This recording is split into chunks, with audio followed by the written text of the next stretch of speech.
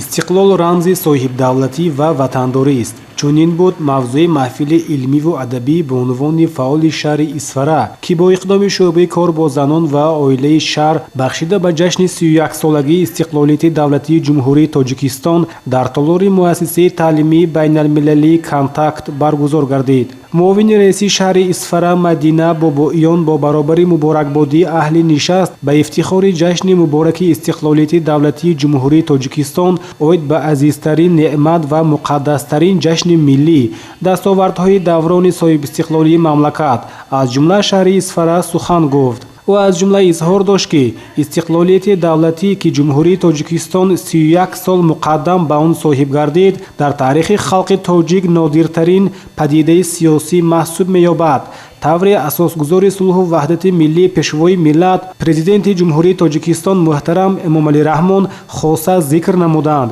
Истиқлолият муқаддастарину азизтарин неъмат, рамзи саодат ва асолати миллат, шарафу номуси ватандорӣ ва нишонаи пойдориву бақои давлат мебошад. дар раванди маҳфил мудири шӯъбаи кор бо занон ва оилаи мақомоти иҷроии ҳокимияти давлатии шаҳр Фараҳноз Асламӣ, ходими намоёни давлатию сиёсӣ Гулафзо Савридинова, директори муассисаи таҳсилоти миёнии умумии рақами 36 Гавҳархон Ҳамроева, сарвари корхонаи дӯзандагии Салимабону Салимахон Исматова,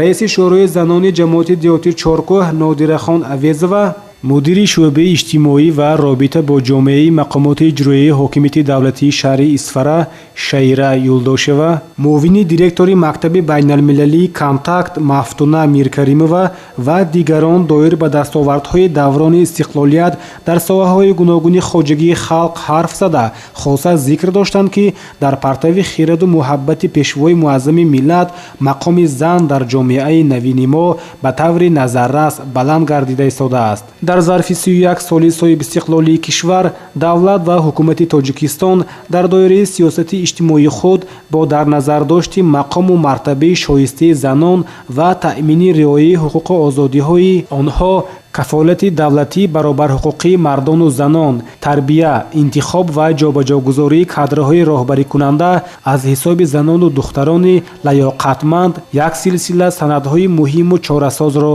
қабул ва дар амал татбиқ намуд. мавқею мақоми шоиста ва эътибору нуфузи баланде ки имрӯз бо унвони Исфара доранд, инчунин намояндагии онҳо дар мақомоти олии қонунгузор, ҳокимияти иҷроия ва дигар сохтору мақомоти давлативу ҷамъиятӣ тақвиятбахшандаи ин гуфтаҳоянд. аз ин ҷост, ки дар шаҳру диёти Исфара шумораи занони дар ҳайати роҳбарикунандаи ҳами зинаҳои идоракунии давлатию ҷамъиятӣ зиёд шуда истодааст. боиси қаноатмандист, ки занони Исфара ҳамсафу ҳамқадами замон буда, садҳо нафар бо унвони бомаърифати мо дар вазифаю мақомҳои гуногун барои пешбурди ҳаёти ҷамъиятии сиёсӣ, иқтисодию иҷтимоӣ ва фарҳангию маънавии шаҳр саҳму нақши муҳим доранд. минбаъд миёни ширкатдорони маҳфил табодули афкор сурат гирифта, онҳо дар иртибот ба истиқболи арзандаи ҷашни истиқлолияти Тоҷикистони азиз боз ҳам вусъат бахшидани корҳои ободониву созандагӣ,